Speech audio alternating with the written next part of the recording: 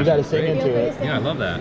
I can't sing. Ralph's Big Book of Singing. No, I can't But, sing. speaking of Ralph's Big Book, you can finally get that Book of Love into gear. Because, The Book of Ralph? The Book of, yeah. Yeah, because we got a Dibney file, so that in the comics that means good things for Ralph. So what's going on? Yeah. Ralph and Sue, how do you do? Well, we saw, Ralph and Sue, how do you do? Yeah,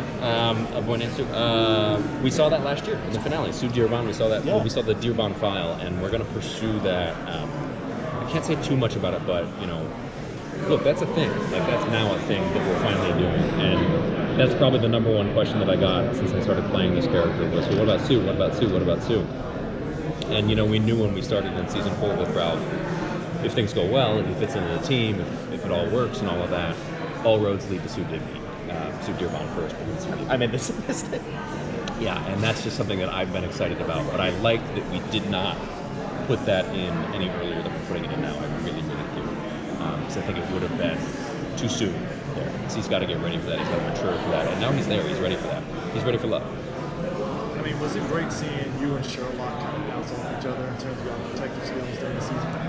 Yeah, that you mean last year? Yeah, last year. Yeah, I really, really enjoyed doing that. I mean, any chance I get to work with Tom is amazing because I learn a lot as an actor because his instincts are so good and his abilities are so good. I think we all know that with the 5 billion characters that he plays on the show.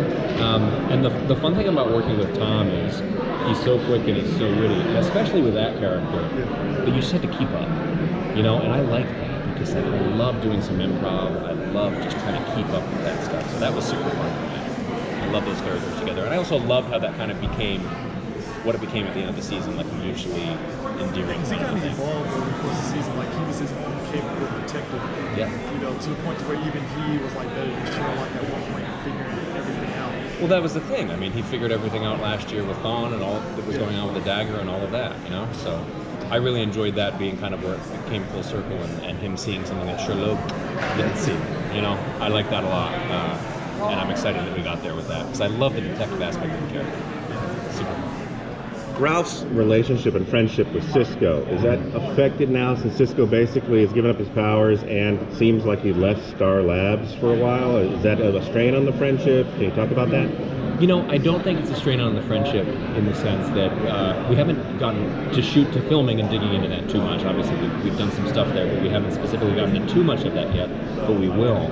But, from Ralph's standpoint, I think he said last year, I think he said this to Killer Frost, where people should have a choice if they want to take that or not, if they want to participate in being metahuman or not. I believe he said people should have a choice. And so I think for him, if his friend is happy and his friend feels it's the right choice for him, he supports that completely. I don't think that would be a black mark on their friendship or anything like that. They really bonded last year a lot, and those scenes were really, really fun to shoot and really fun stuff to do with those two guys together.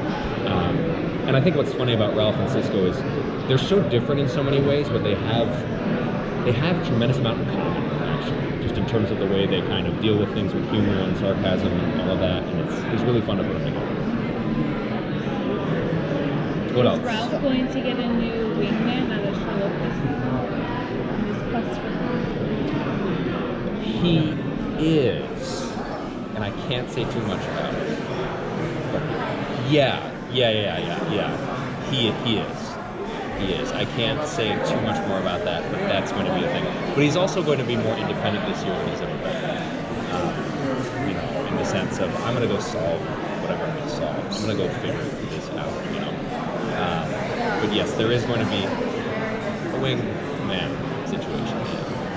I feel like your character's grown so much throughout each season he's been in, so are we going to get to see maybe Ralph Dibney the leader at some point? I don't know. Maybe on a long enough timeline, that's above my pay grade. I mean, the one thing that I can tell you is I love the progression of him.